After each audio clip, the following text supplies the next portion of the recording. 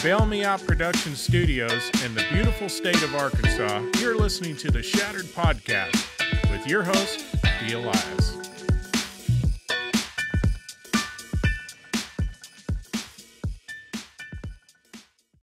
Today in my studio, I have James Hirshfield, but you go by Jey. Yes, ma'am. Okay. Let's start by you telling me a little bit about your childhood. Okay. So my childhood was a little bit unorthodox compared to what the average person I think would grow up to. We moved around a whole lot. I was in a family with 4 siblings, and as a middle child, we kind of got left behind in certain aspects where most of my family fit in. I felt like I was the one that standed out a little bit, and maybe didn't even feel accepted due to the fact that I didn't have a father that participated in my life. Right. And it left me to the point where I was searching for this level of love and acceptance that I never received. And as we grew up, we dealt with domestic abuse in the household, which most of the time was on our mother and a lot of times on ourselves. We watched our mothers be strangled and cigarettes put out on her. By her boyfriends. Or her husbands. Or her husbands. Correct. And it would even led to us moving to a place called Valdosta, Georgia, where a gentleman would put us to sleep without to sleep without food as a punishment, and would beat us with paddles. And it wasn't until he started whooping on my mom that we had enough. And I remember it being a rainy day and us taking off with none of our stuff and walking down the highway. And an officer had picked us up. And from that point, we lived in a battered women's shelter with 7 families and shared a bathroom and a kitchen area, and that was it. You know. How old was you during that time? I want to say this was when I was about 8 to 9.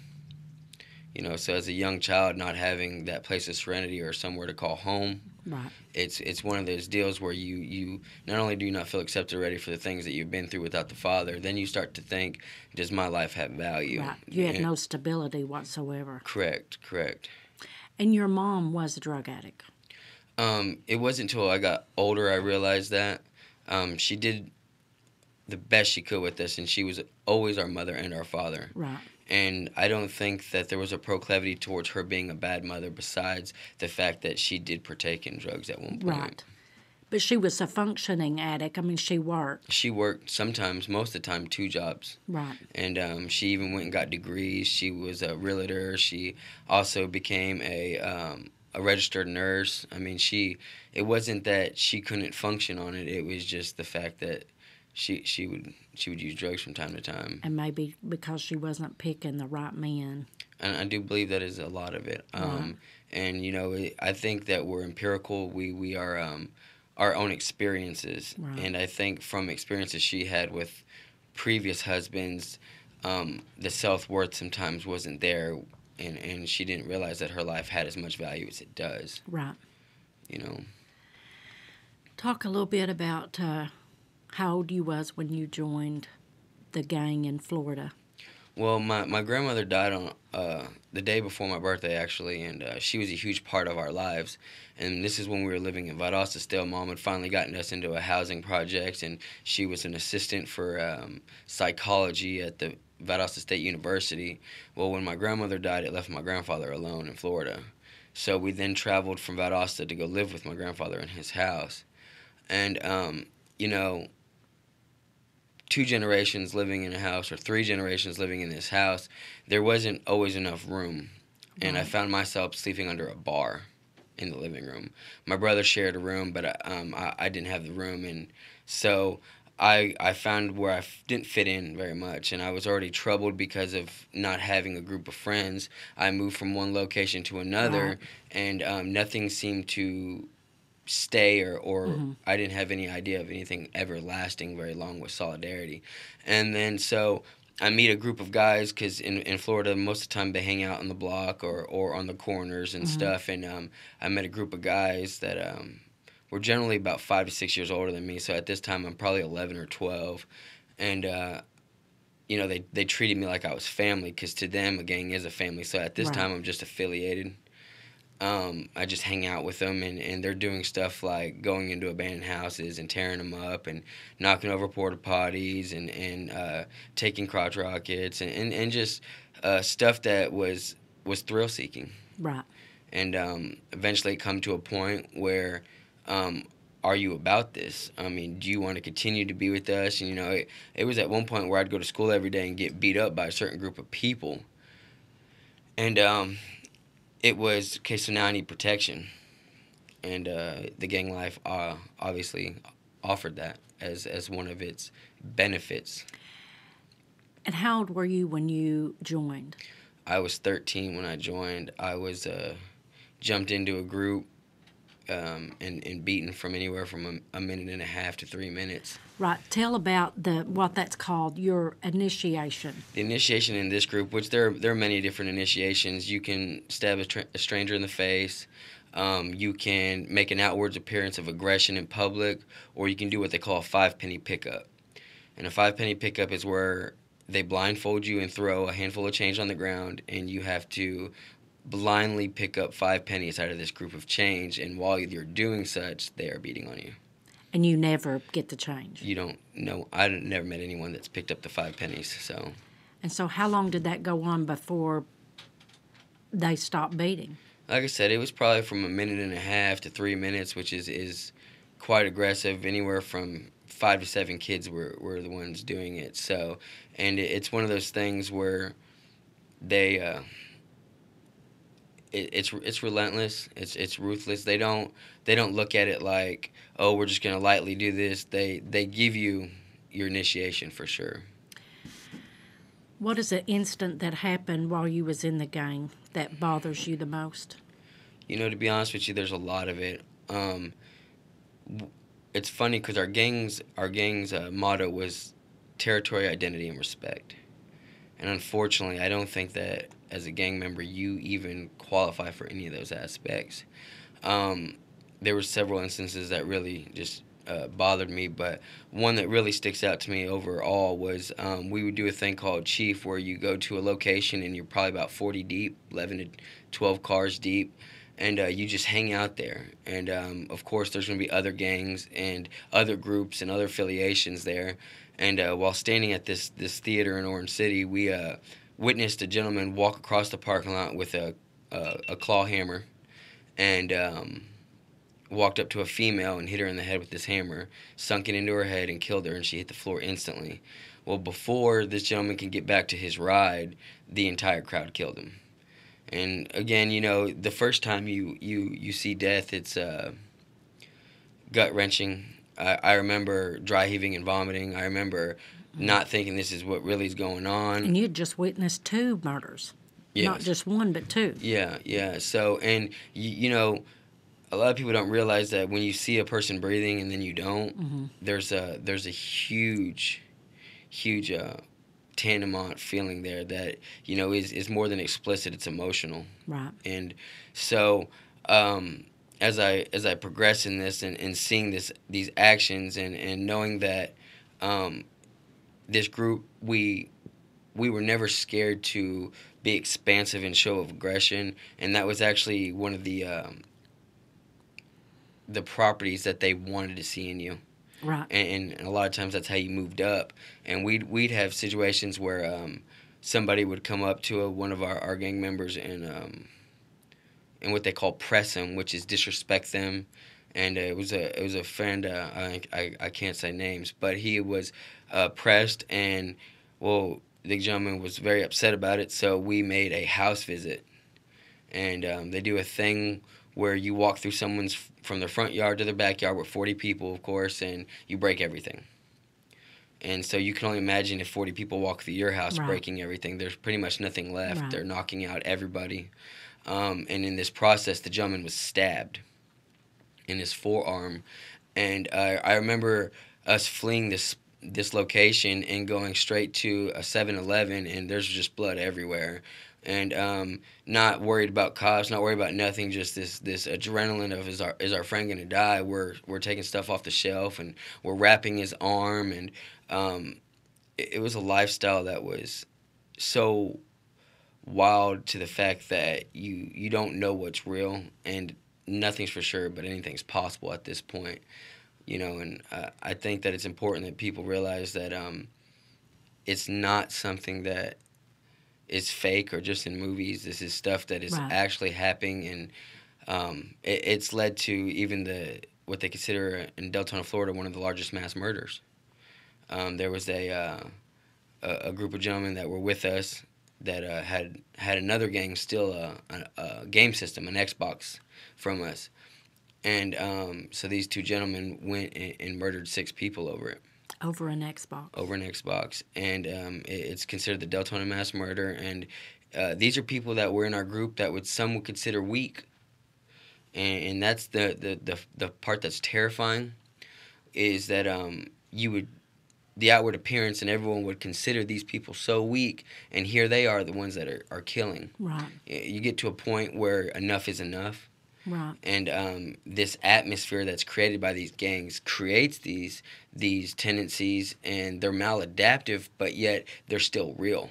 And so you'll run into situations that are not thought up, not meditated, but they're felt to be at the time like what needed to be done to save territory, identity, and respect. Right. And so that was one of the huge things. And then there were parties that you went to that they would start, like you would fight someone. Yes, they were actually, technically they'd be meetings, and what would happen is the gang would get together in your ward, and the general would show up, lieutenants, hotheads, you got muscle men, and then goonies, of course, being the lowest of them all, and they would have what they call weed out the weeks, and they would generally set you up with someone that you're not going to be able to fight, and this is not boxing, this is bare knuckle. Right. And you would have to take your bandanas and lay them on this table, and they wanted to see if your heart was in it.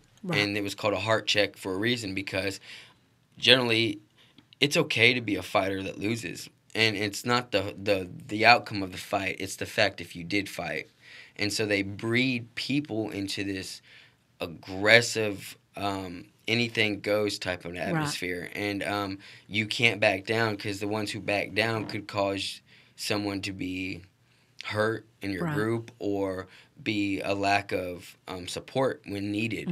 And when they rally the troops, you have to go, and there's nothing to it. So they don't care if you win or lose the fight. They just don't want you to be coward. And right.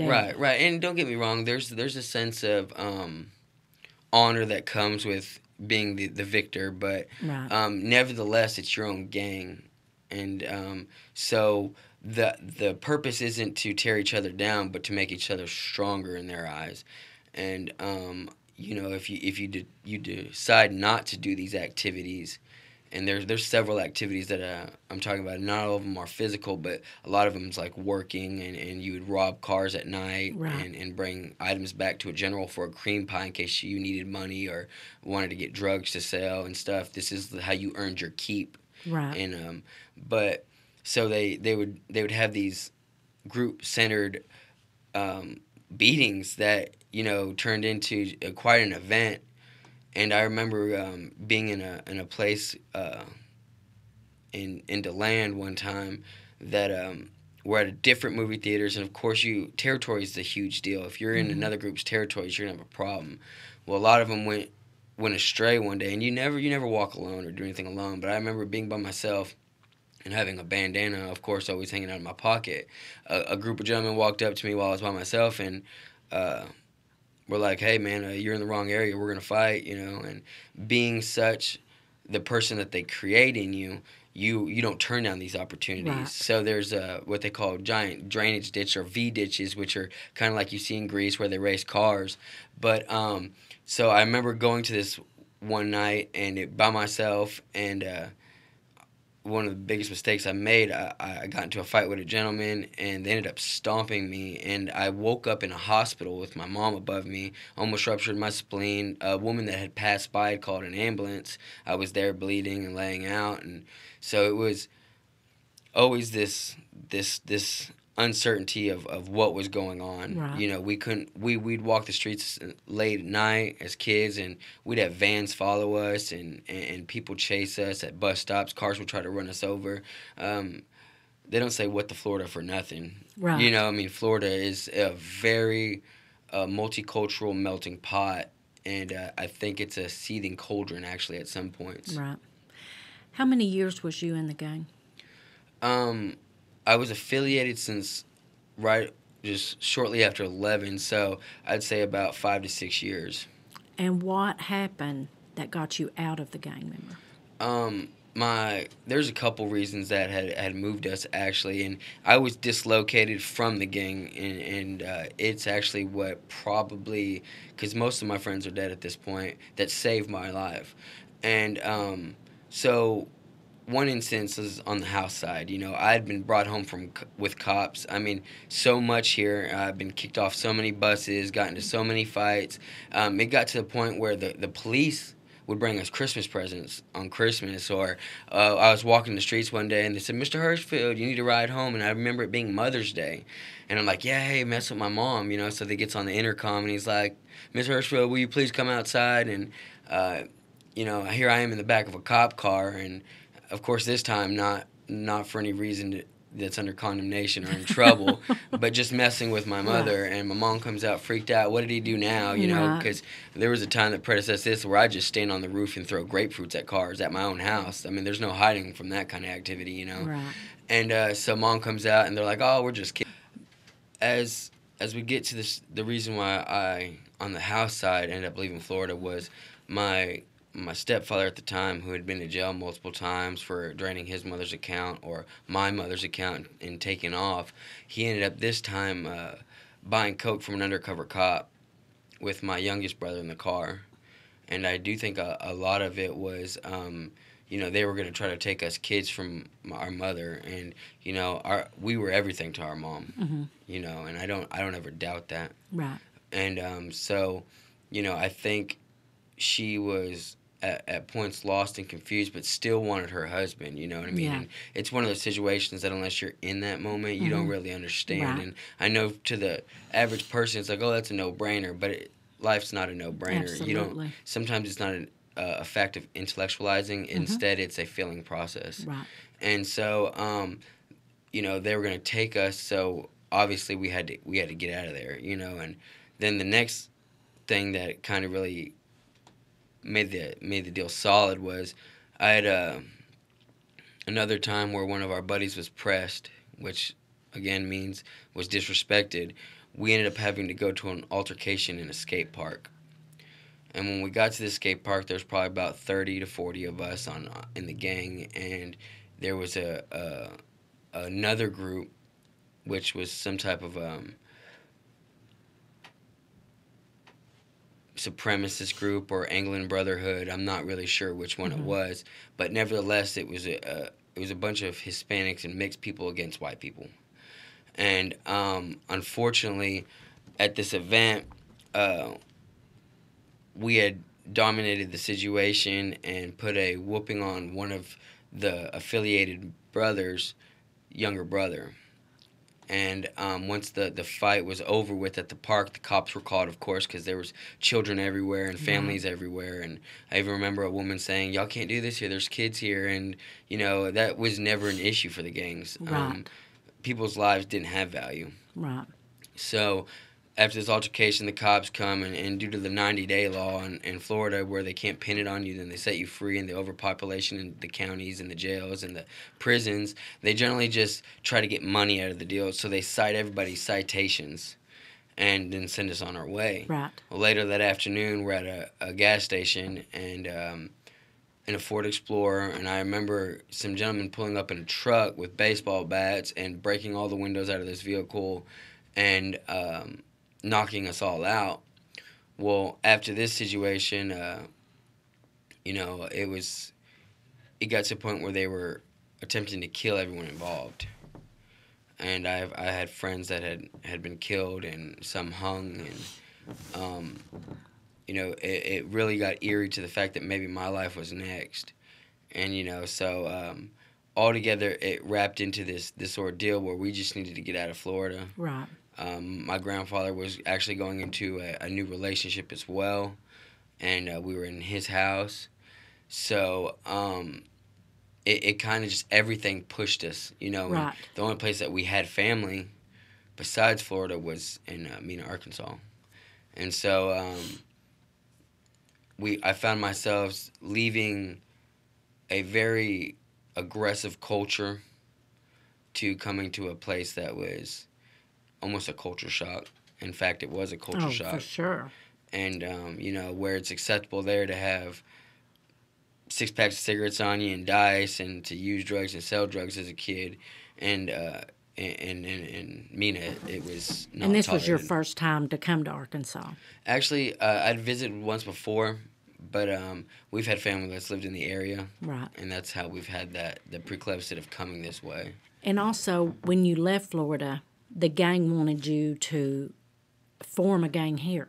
To branch out, yes, ma'am. I went from being a Goonie to a lieutenant, and they wanted me to continue to keep contact with them and see if we can't continue to branch out, which is a huge ordeal in gangs. Right. And you know, they travel as far as they do, Right. just by the fact that people are making different chapters everywhere. And out of fear, you agreed to do that. Of course, you know, you don't turn down requests from a general, Right. and the general is the one who runs the group. So you just kind of just go along with it. And then once you left, you knew that this was your I tried chance to be free. I tried to break all affiliation, you know, and Right. To this day I haven't gone back due to the fact of it, you know, and a lot of them have withered off, and a lot of them have died, but there's always that thought in your mind, there's still family down there. Do I go visit them, or do I just keep myself in a different position? Right. I would let the family come visit you. You ain't lying. You ain't lying. There's some truth to that. Tell me, something happened to you sexually? You know, this is something that I've only recently in my recovery and walk with God that I've ever been able to share. You know, we're used as instruments a lot of times to reach people we can reach, and where I can reach someone you can't, you can reach someone that I can't. Right. And so the truth has really kind of put my life on a better path. When I was a young child, I went to a babysitter's very often, where one of her grandkids actually molested me. And I dealt with sexual abuse and kind of held that down. And it's not something that's really easy to talk about, but I believe that it happens a lot more than you know. And a lot of people walk around with this inside of them and have it suppressed for so long that it becomes something that we tend to regress and it's not harbor. healthy. Right. To keep it bottled up. Exactly. And you know, it wasn't until I became familiar with who I am, my new self, that I realized that everything I've been through is what has made the person I am today. Absolutely. And and I know that there's other people out there that have dealt with this, and my goal is to be able to help people on every level. And I think it's important that we have people who can speak out about stuff like this, because we live in a society where we tend to look the other way, right, where the disposable is thrown away, and the ones that aren't what we call PC, politically correct, or didn't have a life that fits the mainstream, we tend to snuffle them down and try to sweet everything up, if you will, or sugarcoat everything like this isn't the way the world is. And, right. And unfortunately, it's one of the things that I did have to deal with. What was your rock bottom? You know, through my journey and my walk, I've had multiple instances that I felt was like rock bottom to me. Just to touch on some of them, you know, I married a high school sweetheart, and shortly after being married, I found out that she'd cheated on me, and I went from an extreme high of just a couple months of being married to an extreme low, and at that time, I believe it was my rock bottom, and so this led me to a a place in my life I never thought I'd get to, which was running Pizza Huts.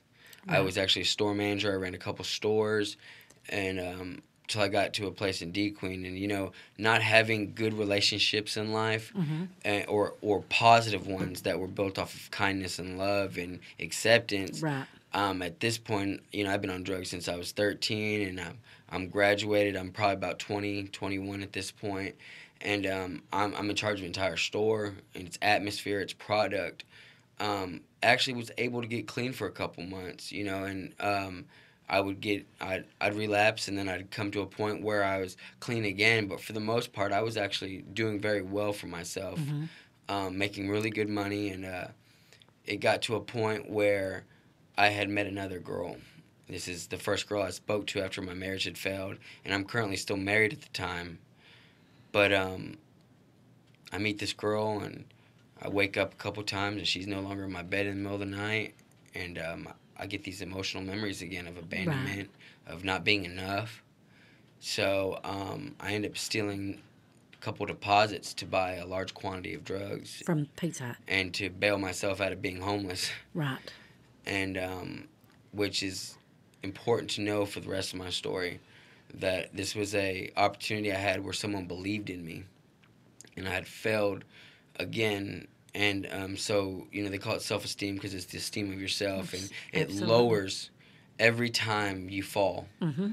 And at that time, I was so high and not coping with any emotion. If I wasn't happy, I was angry.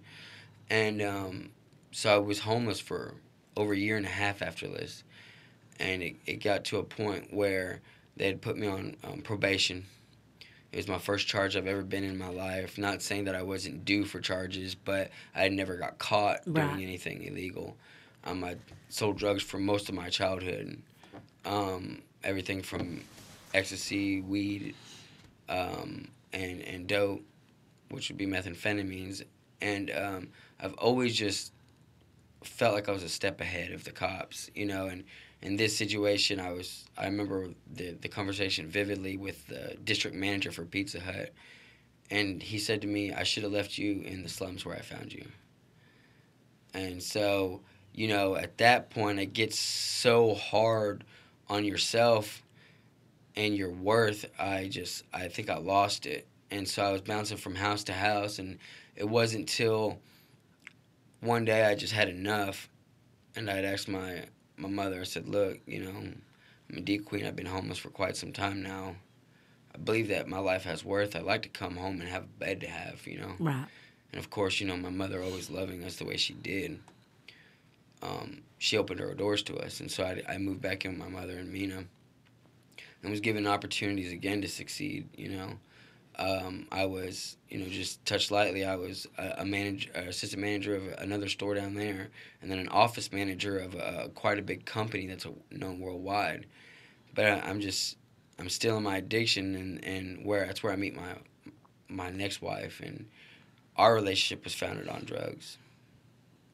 You know, I didn't. And is that meth? Yes, ma'am. Meth. Well, yes, my drug of choice was always weed, but yes, ma'am, meth was a huge role in it. Right. And, you know, I don't think there was a time where we were clean for very long. Mm-hmm. But so my story with this goes into just a downward spiral. Of course, you know, I seen how drugs were used in my household growing up and stuff, and you are to be on drugs but be functioning. Right. So, you know, I always worked so much. I know that men get older and they work, and the sooner you accept that, the easier your life's going to be. Right. And I worked so much. There was a time where I was working 14 hours a day in the logwoods, and my relationship being founded the way it was, not on anything solid, but on drugs. And we had a daughter, and we weren't living right for our daughter. And just when you're high, you're detached, you're Right. aloof. You hide from things that represent what you should be, and we create what we call neurotic locks with our spouses. And she being a tendency that I harbored inside and hid, and me having a tendency that she hid inside. And I would have been an expansive narcissist, and she would have been self-effacing.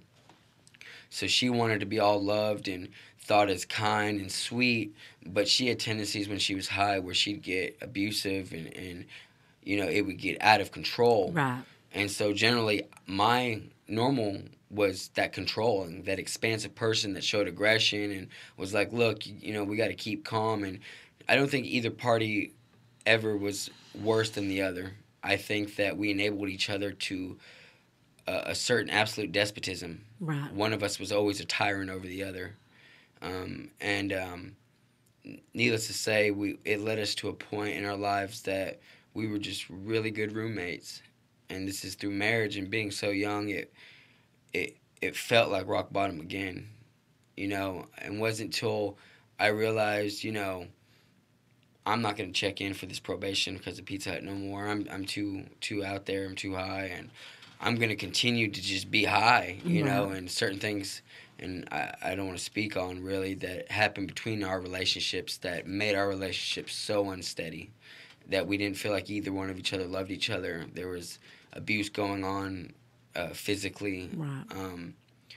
And, you know, I believed that this girl was my heart in all forms, and actually my heart in human form. And it wasn't until a morning on my way to work, I had an incident that led to the cops being called, showing up at work and finding out I had warrants for my arrest. And this would have been my actual rock bottom when I was arrested, held on a body attachment warrant with no bail to see the judge for probation violation. And never being incarcerated my whole life, even though it was deserving, this was where I lost everything. Right. I had at the time, 3-year-old and a wife that depended on me. My wife was a stay-home mother. She had worked a couple times before this, but for the most part, I provided everything. That's why I worked so much and so hard, was I provided for my family no matter what. Even high or not, I was a very, very, very well-functioning addict. Right. I had got it down to almost a science. Well, I left them with no resources. And it was 2 weeks later, and coming to a visit in county jail. My wife was coming with my daughter, was under the influence of methamphetamines, had possession of methamphetamines, possession of a meth pipe, and was swerving across the road when an officer seen her, arrested her for child endangerment and obviously the possession and stuff. And now we were both in county jail at the same place. So she's on her way to see you with meth in the car. Yes, ma'am. And we lose our daughter. So here's another rock bottom. Right. I grew up without a father. Now my daughter is growing up without her father. Shortly after, due to the fact that we had such a toxic relationship, me and my wife, I believe my incarceration had freed her. You know, I don't hold nothing against her. If I would have been a better husband and a better father, I would have probably been enough for her to stay with me. And I'm not the first person that lost their wife while incarcerated, but my wife had moved on. Right. So I felt like I'm at rock bottom. Wasn't until then that I dedicated my life to a different path. And that path would be Christ, you know. Did you go to prison? Yes, ma'am, I did. I did go to prison. And did you seek help while you were in prison? All the way from county to prison, I was in every program I could that was religious. Every time they had a church service or Celebrate Recovery or NA or just anything like anger management, right. Communication skills, thinking errors, stress management, parenting. In life, things make us better or they make us bitter. Mm-hmm. And I wasn't till I asked Jesus into my heart that I realized that I was accepted by someone, that the things that I'd done in a gang had already been forgiven by someone, right. and that I was truly loved and someone was proud of me, and it was Christ. And it was a feeling that changed my life instantly. Did you were arrested here in DeQuain, correct? Actually, I was picked up at my job in Polk County, transferred to D Queen, and spent a couple months in D Queen before I went to prison. So you got to use some of the tools that they have for this program. Here in D Queen? Yes. Yes, ma'am, I was. I wasn't in the actual RSAT program, but I was able to take most of the classes that they offered for that program. Did you not qualify for the program? No, ma'am, I had a victim. Right. Victim being Pizza Hut. Right. And under those circumstances, due to the fact that it wasn't a substance abuse issue, I didn't qualify for it. But you still got to utilize the tools Yes, to a certain degree and then carry that yes. on to prison. Yes, ma'am. And actually, as you say, tools, they filled my toolbox with a lot of it. Right. And it was incredible to be a part of a lot of these programs. Right. And it was there that these programs led to 3 of us gentlemen creating a ministry in there. Right. And so it's something that was... Now, you created that at the local jail before prison. Yes, ma'am. Actually, yes. It was in actually September when we created this. Okay. And what it was is just one night of sleep after I'd been saved. A lot of people, they have certain thoughts about God coming to them, but this is a thing that once I got more in tune to my scripture, that happened quite often, and I came up with this name in a sleep called Got Time, which is Grace Over Trouble, the Inmate Ministry Evolution. And there were gentlemen that were doing this Bible study every night, and I couldn't help but to hear it because it's in this e-pod, and it was such a life-altering thought that these are criminals and these are people that are sitting here preaching about God. And this gentleman, his name is Andrew Mills, he's one of the guys that started this ministry with us. He had done a 7-year stretch or 8-year stretch in prison before. He was currently waiting on 12 to 13 felonies to pending. Mm-hmm. But he had this sense of content and happiness and joy and peace that was baffling, because a lot of people don't realize is once you're incarcerated and you're waiting on a long term, mm-hmm. or even if it's a short term, 6-7 months, you have to learn to function and live. Absolutely. There's a point it's where a new way of you life. can only sleep so much. Mm-hmm. And I wanted what he had. I wanted this content and this. He had a smile that, I mean, you could see from a mile away. And he had been obviously familiar with being institutionalized due to the fact that he did a long stretch before. Right. And so I kind of anchored myself onto this gentleman, and he would later become almost like my Paul, and I was his Barnabas, And I encouraged him, and he encouraged me, and together this ministry grew like wildfire. And there was another gentleman that started with us, and his name is Sean Bell, and he was our religious backing. He was the guy that grew up in a religious family and knew quite a bit about the Bible, where a lot of us were just for the first time reading it. Mm-hmm. And it led to an event where 22 of us were baptized. We had kept record at this point of everyone that had asked us to help them get saved. And, you don't see this very often. Right.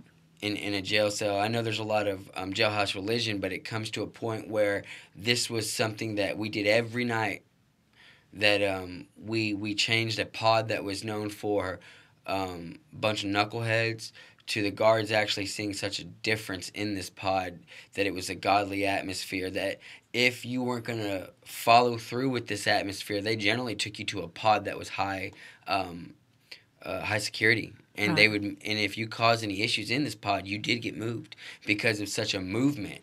Wow. And so one of the local pastors came, and obviously Hattie and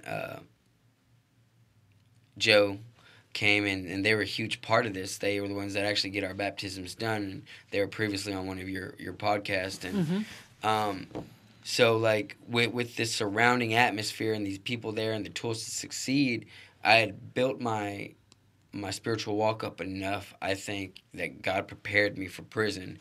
And, of course, we get this call one morning that we're being pulled for chain, and we moved on, And mm-hmm. Did the 3 of y'all go to prison? 2 of us left together out of the 3 that started this ministry. And to this day, Andrew Mills is still in county. And he is very steadfast, headstrong in Christ, and we have become an outside ministry as well.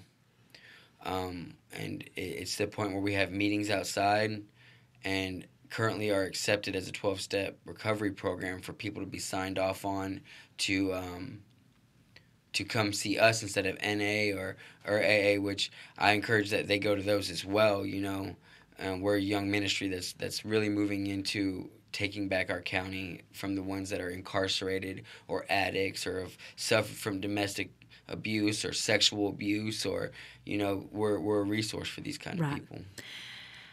What is how can they find you on Facebook? It's Got Time Ministries. There's a page on there you can go and you can send messages, and they've got flyers on there, and we have children that come. It's for the entire family. Right. A lot of people think, it's the ones that are incarcerated that suffer, but that's not the case. Absolutely. The ones outside that have to deal with it, addiction is a special kind of hell. It takes the soul of the addict, and it hurts everyone they love. Yes, the entire family. Yes, ma'am. And you go into churches and speak right now. I'm currently on a tour, as I'd call it, where I go give my testimony and my story that I'm sharing with y'all, and share this with people. That way that they can see that there's always a light in the darkness, that there might be dark clouds, but behind that are blue skies. And a lot of us that go into recovery don't make it. And that's just the truth. And I think that our group, our ministry, while being faith-based, is actually geared towards giving the people the resources and tools to have a safe and productive future. Absolutely. As of today, how long have you been clean? You caught me off guard with the exact days, but I believe it's 218. And I know that's still real young in my recovery, so I take every step necessary to stay away from alcohol and drugs and the environments they follow. And so generally I'm either working my 2 jobs currently, or I'm working on my ministry, and so I'm in the process of getting my daughter back. There's a lot going on, and I think that if that gives you hope. Yes, ma'am. Gives you a lot of hope. Yes, ma'am, it does. And it's something that as a recovering addict, which I was so ashamed of for so long, but there's no more shame in my game. I think that doing these things, I know it helps people, and I know my testimony is powerful, and I can share it with people, but people don't realize what it does for me. It brings these things to the light. It gives me a little bit less of a chance to relapse, and I don't want to speak on the future because I'm focused on today. Right. I take it sometimes minute by minute. Right. And it's not always sunshine, but I think that if you always do what you've always done, you'll always get what you've always got. But if you want a life that you've never had, you're going to have to do something you've never had. How is your self-esteem today compared to several years ago when you were in full addiction? Just even last year, like I said, I'm still under a year, and I'm working my way towards it. But, and I mean this with my entire heart, my worst day sober is better than any day I've ever had high. Right. I'm in love with my life. And this is something that I've never known. I've never had a moment that's true happiness. I didn't think that I could actually truly be happy. But I function every day, and I deal with all my emotions as they come up. I meditate on my problems, and I swiftly attack them, and I destroy what destroys me now. Right. And you're also building a website.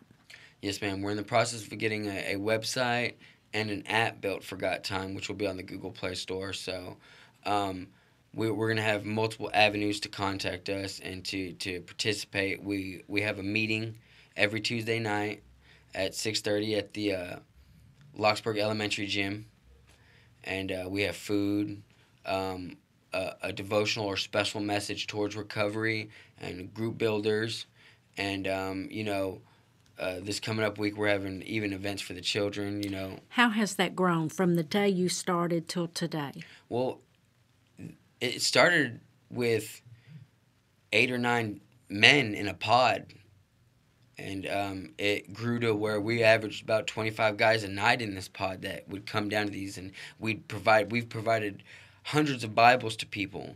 And so through Andrew's mother and Sean Bell's dad, Skip Bell, and Karen Mills, they took upon themselves a calling to get this ministry started outside. And it started, I believe, with 6 to 8 people. And I think we topped off at 50 on the outside the other day. At Locksburg. At Locksburg. That is and awesome. So, people don't have a platform. We have a thing called Open Mic Night where you get up and you share just what's on your heart, what's on your mind, what you need help with, and so we have grown just so much. And so you don't have to be a drug addict to attend. No, this. not You at could all. just be having a really bad day. Right, and we have 4 or 5 pastors from churches come. Different churches around here, Pleasant Hill, and Locksburg's a church that comes. We have First Christian Church here in D Queen, and there's a couple of them. Some of the jail ministry guys that used to come up there. Even the anger management woman comes up there. Right. And so we have people in there that are resources on every angle. I love that people like that want to get involved. Right. Because that's what's helping this to grow. And a lot of them are a part of the same group that has done so well in Sevier County jails. Absolutely. And that's the thing is that's why I say to people that, we're not here to take the place of NA. We're not here to take the place of AA. We don't want to harm Celebrate Recovery. We don't. We are just another resource. And like I said earlier, you might be able to reach someone that I can't. And so this is for people that have family members that are addicts that don't know how to handle that situations. Right. And it gives you an opportunity to ask comments, questions, concerns, or even a request from us. Right. And that way we can use a crowdsource and be each other's brain trusts and to have a positive atmosphere that you can get information you need. A lot of people don't know that there's a high number of people that get out of prison that die within the first 2 weeks. Mm-hmm. And the statistics on that alone. Right. You cannot have too many resources when it comes to sobriety and people that have been abused or just going through a very difficult time. Right. So you cannot have too many of those. And our numbers fluctuate, but I'm proud to say we're at least 25 strong every week. So it's just proof that this is helping somebody. Absolutely. And I'm not sure if you're familiar with a group called CASA. Mm-hmm. They have a saying. One of their sayings they talk about is the gentleman with the starfish. So there's a man on the beach, and he's on this beach, and there are hundreds of thousands of starfish, and they're washed up, and he's picking one up and he's tossing it back in, and he picks another one up and tosses it back in, and onlookers tell him, "What are you doing? You're not making a difference." And the gentleman, as he's continuing to throw them back in, says, "I made a difference to that one. I made a difference to that one." And I think that is a huge part of what we do is we're not going to be able to reach everyone. Absolutely. And recovery isn't just from drugs. Recovery is from domestic violence, sexual abuse, from sin alone. We are faith-based, and sin is an addiction all of its own. Mm-hmm. So everybody's in recovery, and I stress this fact to everyone that I have speeches with is recovery isn't for someone who needs it. It's for someone who wants it. Right. Oh, absolutely. And they have to want it. Yes, ma'am. I can just hear the passion in your voice, so I feel you're going to do very well with Got Time. If someone wants to reach out to you, they should go to Got Time Ministries. Correct. On Facebook. Correct. And I encourage them to come straight to my page, too, if they need to. I have an admin for Got Time, mm-hmm. which I'm on there as well. And her name is Megan Compton. She's an incredible young lady. She's always putting stuff on there. She's filling the page. She's taking requests and concerns. And, I see the messages as well. But she does it all day long, and she can get a hold of me or the elders in our group that are the resources that people need. Right. And we even provide a form of sponsorship, if you will, that if someone's having a rough time, we give our numbers out from the people that would like to share them. Right. And you can just contact us, whatever time it is. Right. You know, like I said earlier, we live in a society where people look the other way. And people are scared to ask for help because they might lose their job. They might lose their friends or their family. Or they're just embarrassed or ashamed. Embarrassed, right. But I promise you, something I've learned through this process is we aren't the only one that suffers with these things. Mm-hmm. Being over 7 billion people in the world, there is someone out there that can relate to your story. Right. And that's who we're trying to link you with. Mm-hmm. And that's how we're trying to help you. We have everything from the suicide hotline resources to domestic abuse resources. We have anything that you can need to help secure a safe future for yourself and build up a solid foundation as a hard-working, functioning society or part of society is what we're after helping people with. What I hope is whether it's Got Time, Celebrate Recovery, NAAA, the rural areas just need more classes and churches opening up their doors, people like yourself coming in and talking, because you are growing. If you have 50 people now in Locksburg alone, in just a small little area like Locksburg, if we could have all the rural areas like that and have community people within the community come and share their stories, right, you're going to touch a lot of lives. And see, that's what we're actually looking for is speakers, and we're looking into getting high-end speakers as well. But in my opinion, if you've got a story that can that is from a spot of despotism to a victory in your life, then that's who we need to come speak. And we've had quite a few of them and tell their testimonies and just their journeys. And people don't realize there's no platform for it. Right. Our county needs this. Absolutely. I currently reside in Mena again, and I'm trying to bring this into Polk County as well. Fortunately, Sevier County has taken so well to it, right, and it's getting well known around this area. But I'm fighting to make sure that we can get it down there as well. I hope it continues to grow because the rural areas need that. You know, Hattie and Joe Vance was telling me that Celebrate Recovery, of course, is in a lot of the main cities, the big cities. Well, and that's great, but the rural areas need it just as bad. Yeah, I think that people don't realize the depth of the problems that we have around here. That's exactly right. And like I said, whether it's they're looking the other way or they're just imprudent towards it, they just don't know it exists. It does. And a lot of times the communities, a lot of the people, they want to help, but they don't know how. Yes, ma'am. And so by just attending the meetings like you have in Locksburg or Celebrate Recovery or whatever, they are helping, and they learn by attending those. They learn more and more what's going on in their area and what they can do to help. Here's a huge thing, because we just had spoke on this a couple weeks ago, is we have a couple members that come that have had great lives. Right. And, you know, this isn't... They just want to help. They want to help, and it's not just for people that need help. It's the ones that want to reach out and help people, right, to mentor people, you know, and it's the soul that ventilates the world is the one that's going to make any difference. Mm-hmm. It's the one that reaches out and believes in the change. Our future only holds what you see in it. Right.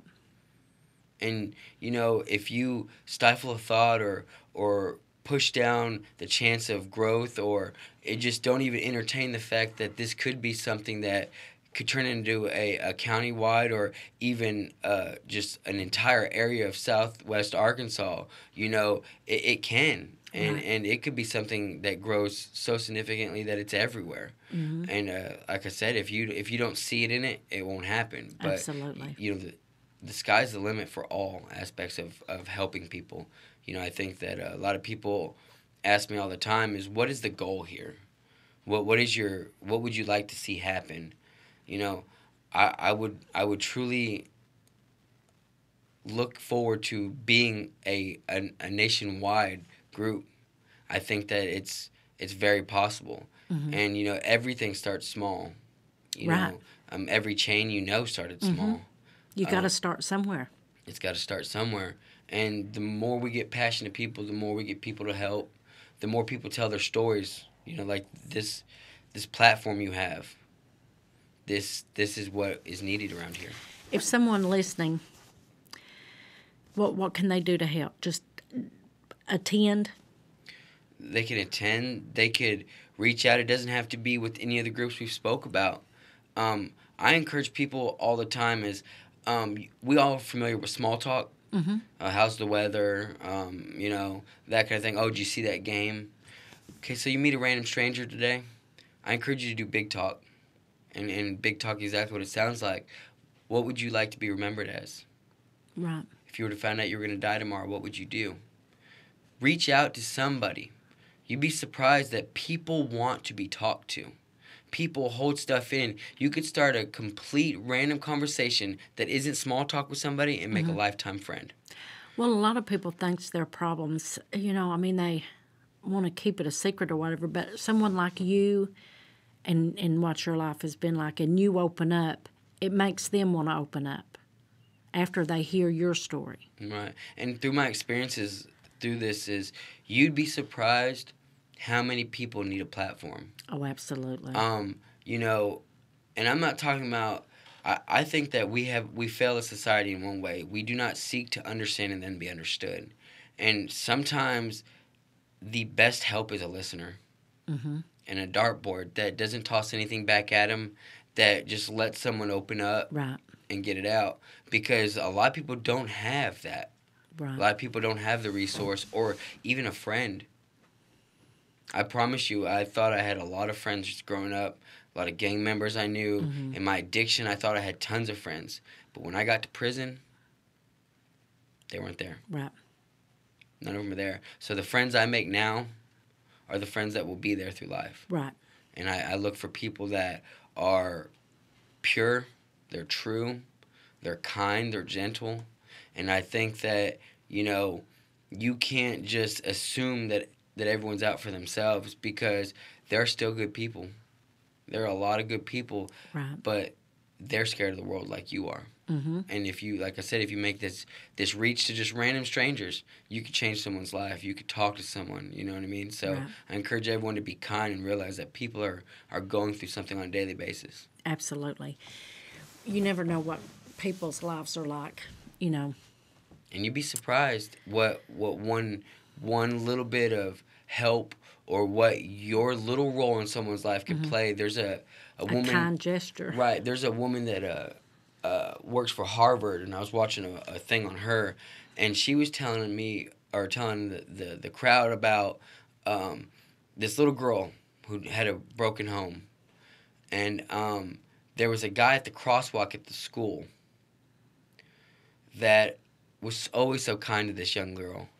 And he would say, "How you doing today?" Or, "Hey, I see you got some new shoes," or, just really good to this girl. And when she was faced with a life issue, which is a challenging decision to use drugs, she thought, well, I wouldn't want to not make the crossing guard not proud of me.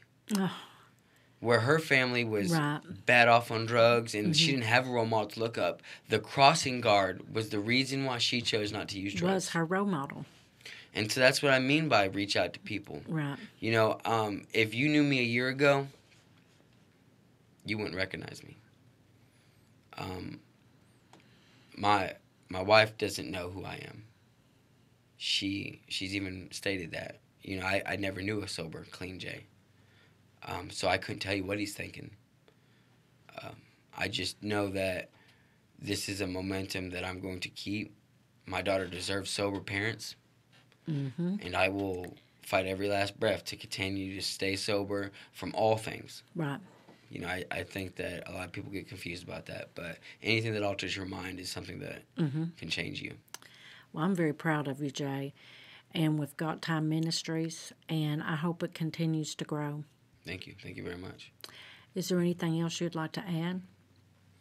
I encourage people, if they don't know Christ, to ask him into their heart. And that our Father God and the Lord Jesus Christ will give you peace and grace through your entire life if you just let him in. Absolutely. Okay. Good luck on the future, and keep in touch. I might get you on for another podcast as your Got Time Ministries grows. Yes, ma'am. That'd be a pleasure. Thank you. Okay. Thank you. Is that a wrap? That's a wrap.